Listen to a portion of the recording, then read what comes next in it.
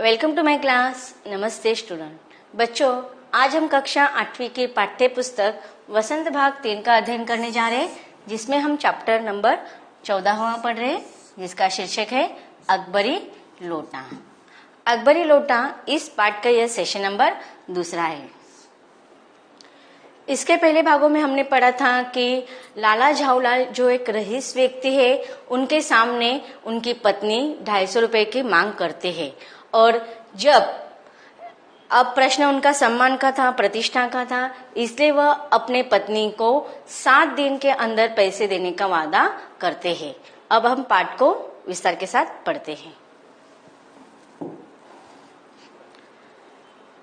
लेकिन जब 4 दिन जो त्यों में ही बीत गए और रुपए को कोई प्रबंध न हो सका, तब उन्हें चिंता होने लगी। अब देखिए, दोनों पति पत्नियों के बीच में बात हुई थी 250 रुपए 7 दिनों के अंदर देने के लिए। जब पहली बार उसके पत्नी ने उनसे 250 रुपए की मांग की तो वह थोड़े सकपका गए और उनका जी बैठने लगा। तब उनकी पत्नी उनको क्या व्यंग करती है कि अगर आप पैसे देने में असमर्थ है तो मैं अपने भाई से ले लूंगा। तब उनको थोड़ा गुस्सा आता है, किनको? लाला झाऊलाल को। और वह कहते हैं कि कोई जरूरत नहीं है, मैं 7 दिन के अंदर तुम्हें पैसा दे दूंगा। इस प्रकार यह बात होकर अब लगभग 4 दिन ऐसे ही बीत गए और अब तक 4 दिन बीतने के बाद भी पैसों का कोई प्रबंध नहीं हो सका था, अर्थात पैसे वह जुटा नहीं पाए थे।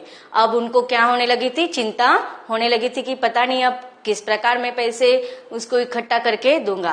प्रश्न उनकी प्रतिष्ठा का था, उनके मान सम्मान की थी कि उनके पत्नी ने उनके सामने पैसे मांगे थे और अगर वह उनको भाई का भी व्यंग किया था, इसलिए अब उनके मान सम्मान की बात आई थी। अपने ही घर में अपनी साख का था। साख इज्जत, साख का अर्थ क्या है? इज्जत। अब देखिए, उनके मन में बहुत सारे प्रश्न आ रहे थे, चिंता होने लगी थी कि 4 दिन ऐसे ही बीत गए हैं और मैं पैसे को जुटा नहीं पाया। अब मेरे ही घर में मेरी इज्जत नहीं बच पाएगी अगर मैं 7 दिन के अंदर अपने पत्नी को पैसे नहीं दे पाऊंगा। तो देने का वादा करके अगर दे न सके तो अपने मन में वह क्या सोचेगी। अब देखिए, उन्होंने अपने पत्नी से वादा किया था कि 7 दिन के अंदर मैं आपको पैसे दे दूंगा और अब अगर 7 दिन के अंदर मैं पैसे उसको नहीं दे पाऊंगा तो वह मन में मेरे बारे में क्या सोचेंगे। इस प्रकार की चिंता लाला झाऊलाल को होने लगी। उसकी नजरों में मेरा क्या मूल्य रह जाएगा। क्या वो हर बार वो सोचने लगे, चिंता करने लगेंगे कि पता नहीं अगर मैं पैसे नहीं जुटा पाऊंगा तो मेरे घर में कुछ इज्जत नहीं रहेगी, मेरा साख नहीं बच पाएगी, मेरी प्रतिष्ठा का प्रश्न है। तथा वह मन में मेरे बारे में क्या सोचेंगे कि इतने बड़े बड़े बातें करते रहते, डींग मारते रहते, डींग हाँकते रहते हैं और उसके नजरों में मेरी कुछ कीमत नहीं बच पाएगी। अपनी वाहवाही की सैकड़ों गाथाएं सुना चुके थे कि देखो, उन्होंने अब तक अपने पत्नी के साथ जब भी बातचीत करते थे वह अपने अच्छे बातों के बारे में बहुत सारी कहानियां सुनाते थे। गाथाएं का अर्थ क्या होता है? कहानियां। अब देखिए, हर घर में इस प्रकार का वातावरण रहता है कि पति क्या करते हैं, अपने पत्नियों के सामने अपनी अच्छी कहानियां बताते रहते हैं कि मैंने इस प्रकार से मदद की, मैंने उस प्रकार से उस व्यक्ति को मदद की।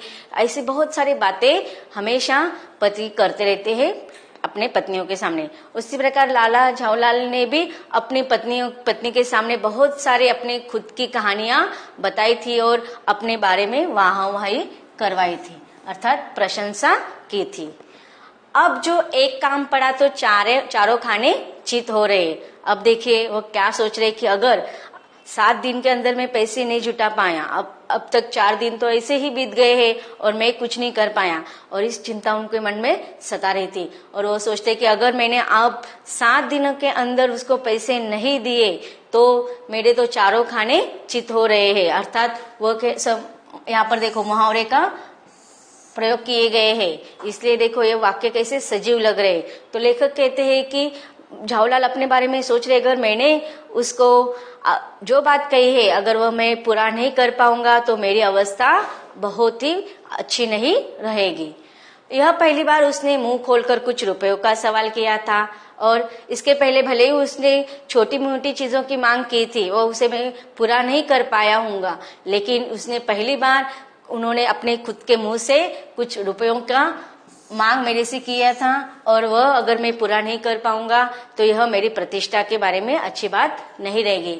इस समय अगर धूम दबाकर निकल भागते हैं तो फिर उसे क्या मुंह दिखलाएंगे। अब देखिए, धूम दबाकर भागना, मुंह दिखलाना, यह सारे मुहावरे हैं।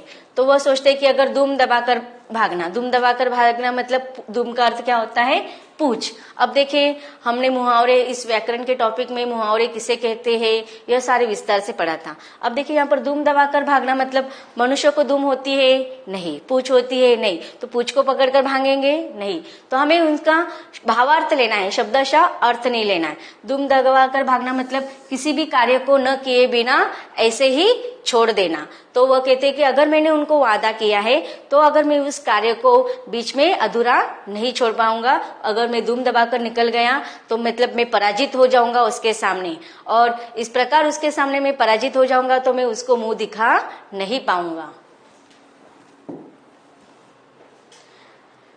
खैर, एक दिन और बीता। अब देखो, 4 दिन बीत चुके थे। अब ऐसे ही विचार चिंता करने में उनका एक दिन ऐसे ही निकल गया।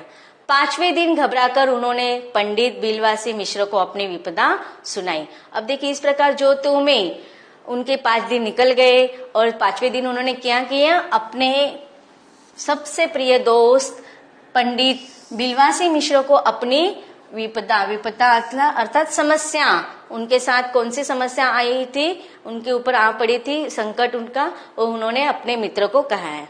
संयोग कुछ ऐसा बिगड़ा था कि बिलवासी जी भी उस समय बिल्कुल खूक थे। अब देखिए, अपने दोस्त से उन्होंने मदद के अपेक्षा से अपनी समस्या उनको बताई, लेकिन उनका दोस्त पंडित बिलवासी मिश्र भी उस समय बिल्कुल खूक थे, अर्थात उनके पास कुछ पैसे नहीं थे, वह खूक थे।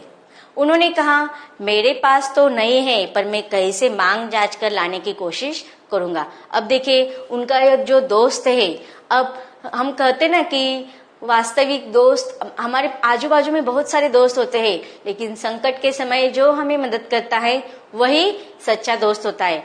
अब यह दोस्त उनका, जब समस्या उनके सामने रखी गई है, पता नहीं आगे चलकर उनको मदद करेगा या नहीं, लेकिन अब उनके पास भी पैसे नहीं है, लेकिन उन्होंने इनकार नहीं किया मदद करने के लिए। वह कहते हैं कि उनको मदद करेंगे। मेरे पास अभी तो पैसे नहीं है, लेकिन मैं मांग जांच कर लाने की कोशिश करूंगा, अगर मिल गया तो कल शाम को तुमसे मकान पर मिलूंगा। अब देखिए, यहाँ पर दोस्त के फर्ज वह निभाने की कोशिश करते हैं कि अब उनके पास भी पैसे नहीं है, फिर भी वह कहते हैं कि मैं कैसे जुगाड़ कर दूंगा, और अगर मेरा जुगाड़ हो जाता है तो मैं कल शाम तक तुमसे घर पर आकर मिलूंगा।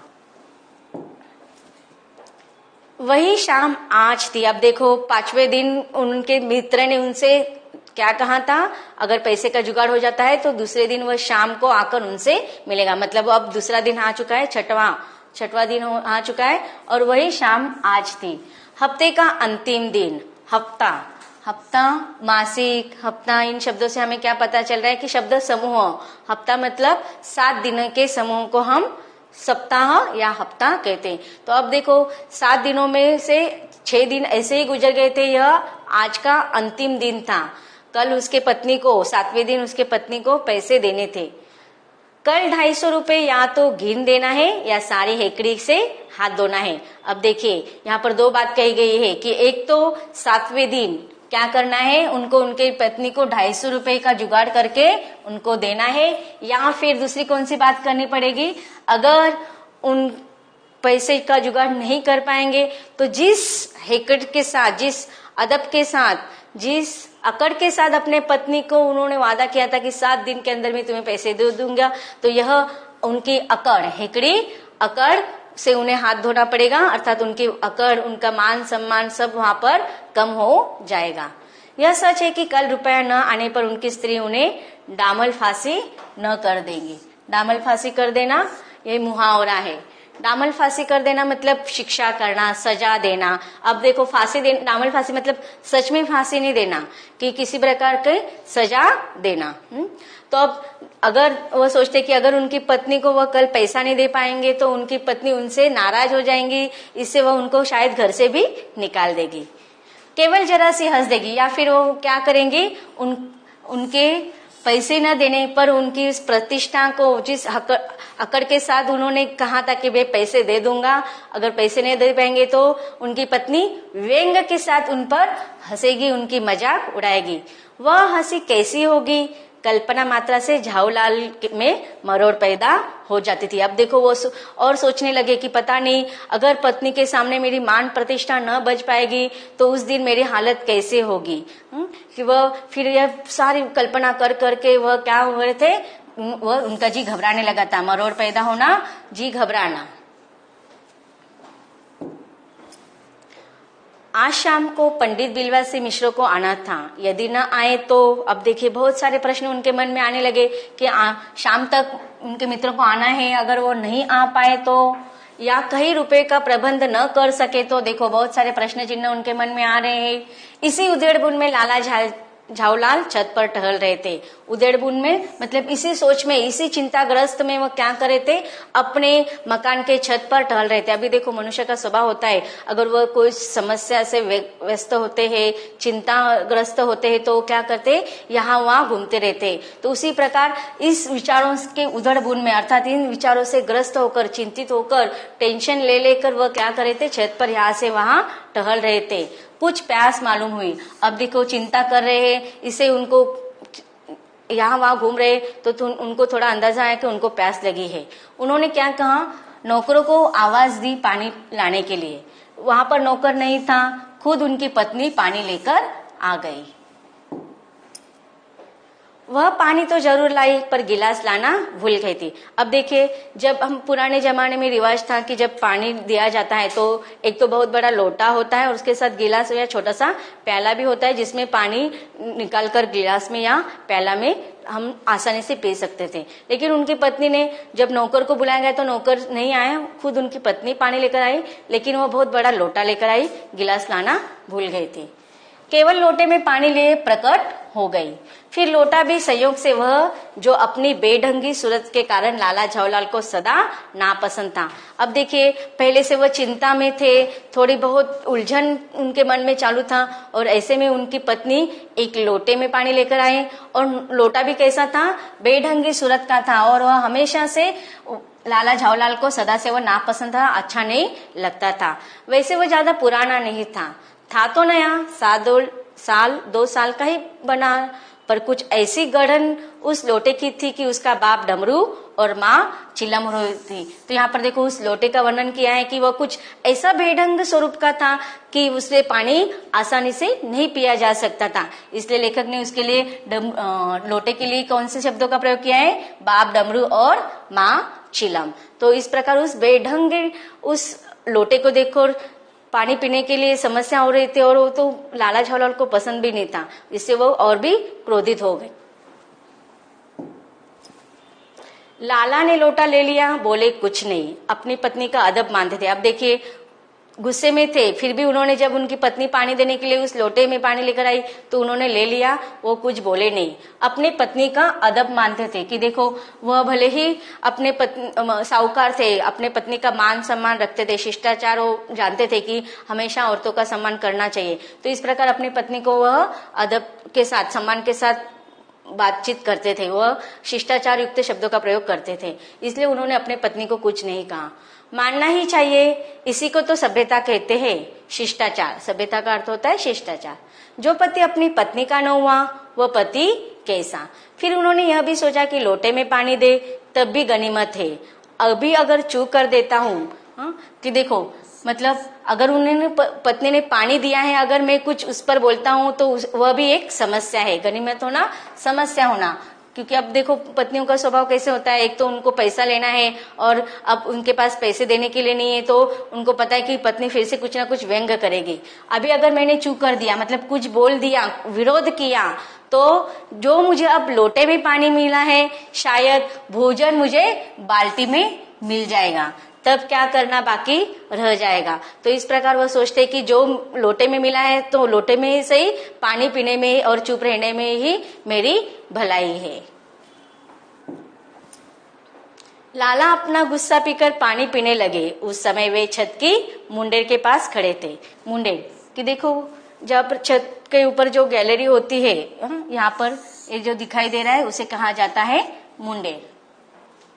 जिन बुजुर्गों ने पानी पीने के संबंध में ये नियम बनाए थे कि खड़े खड़े पानी नहीं पीने चाहिए। देखिए, अब सदियों से लोगों का मानना है कि हमें पानी पीते समय आराम से बैठकर पानी पीना चाहिए, कि खड़े खड़े पानी नहीं पीना चाहिए। सोने से पहले भी हमें पानी नहीं पीना चाहिए, दौड़ने के बाद भी पानी नहीं पीना चाहिए। उन्होंने पता नहीं कभी यह नियम बनाया या नहीं कि छत के मुंडेर के पास खड़े होकर भी पानी न पिए। अब देखिए, यहाँ पर कोई आगे कुछ संकट आने वाला है, इसकी संभावना लेकर करे, क्योंकि वह लाला झाऊलाल छत के मुंडेर पर खड़े होकर पानी पी रहे थे और इस महत्वपूर्ण सूचना को उन लोगों ने कुछ नहीं कहा।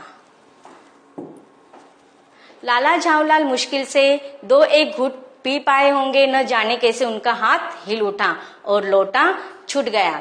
लोटे ने दाएं देखा न बाएं देखा, वह नीचे गली की ओर चल पड़ा, अपनी वेग में उल्का को लजाता हुआ। उल्का कि देखो, आकाश में जो तारों का समूह गिरता है, तब वो कैसे क्षणार्ध में लुप्त हो जाता है, गायब हो जाता है। तो इस प्रकार यहाँ पर जो लोटा गिरा था उसका वर्णन लेखक ने किया है कि जिस प्रकार उल्का आंखों से ओझल जाता है, उसी प्रकार वह लोटा ऊपर से नीचे गिरा, इतना तुरंत गिरा कि वह आंखों से ओझल हो गया, अर्थात वह गायब हो गया।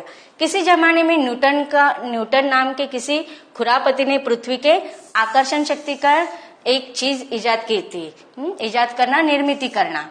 तो देखो, हमें न्यूटन का वो ग्रेविटी का नियम पता है कि कोई भी चीज ऊपर फेंकेंगे तो वो नीचे ही आती है। तो इसी प्रकार उसी नियम के अनुसार वह लोटा ऊपर से नीचे गिरा था। यह यहाँ पर कहने का तात्पर्य है। कहना न होगा कि यह सारी शक्ति इस समय लोटे के पक्ष में थी। तो इस प्रकार वह झाऊलाल के हाथ से गिरकर लोटा नीचे गिर गया था। लाला को काटो तो बदन में खून नहीं, ऐसी चलती हुई गली में ऊंचे 3 मंजिले से भरे हुए लोटे का गिरना हंसी खेलनी। अब देखिए, 3रे मंजिले पर वह खड़े थे छत पर और वहां से वह लोटा नीचे गिरना, मतलब कोई समस्या का न्योता था। यह लोटा न जाने किस अनाधिकारी झोपड़े पर काशीवास का संदेश लेकर पहुंचा था। काशीवास का संदेश लेना मतलब देखो, यहाँ पर भी मुहावरा है कि किसी पर शायद कोई अकस्मात घटना का निर्माण होना। कुछ हुआ भी ऐसा ही, गले में जोर का हल्ला उठा। लाला झाऊलाल तब दौड़कर नीचे उतरे। तब तक एक भारी भीड़ उनके आंगन में घुस आई। लाला झाऊलाल ने देखा कि इस भीड़ के प्रधान पात्र एक अंग्रेज है जो नक शिक से भीगा हुआ है। उनके जो लोटे में से पानी गिरा था उसमें से वह नक से लेकर सिर तक भीग चुके थे। लाला झाऊलाल ने देखा कि इस भीड़ के प्रधान पात्र एक अंग्रेज है जो नक शिक से भिगा हुआ था, मतलब पूरे सिर से लेकर पैर तक वो भीग चुके थे, जो अपने एक पैर को हाथ से सहलाता हुआ और दूसरे पैर से नाच रहा था। उसी के आसपास अपराधी लोटे को भी देखकर लाला झाऊलाल जी ने फौरन 2 और 2 जोड़कर स्थिति को समझ लिया। देखते हैं कठिन शब्दों का अर्थ। उधेड़बुन, उलझन, गढ़न, बनावट। मुंडेर, गिरने से बचने के लिए छत के किनारे बनाया गया भाग। उल्का, टूटता तारा। खुरापति, शरारती। इजाद, खोज। अब देखिए, यहाँ पर मुहावरे दिए गए। हेकड़ी से हाथ धोना, प्रतिष्ठाहीन होना। डामर फांसी देना, उम्र कैद या देश से निकालने की सजा। हंसी खेल न होना, आसान काम न होना। काशीवास का संदेश लेकर पहुंचना, मौत लेकर आना। तो बच्चों, अब तक किस प्रकार से यह हास्यास्पद वर्णन में लेखक ने किया है, इसका वर्णन पढ़ा कि एक अंग्रेज व्यक्ति के ऊपर वह लोटा ऊपर से नीचे गिर गया था। अब उनके साथ क्या घटनाएं होती है यह पढ़ेंगे इसके अगले भाग में।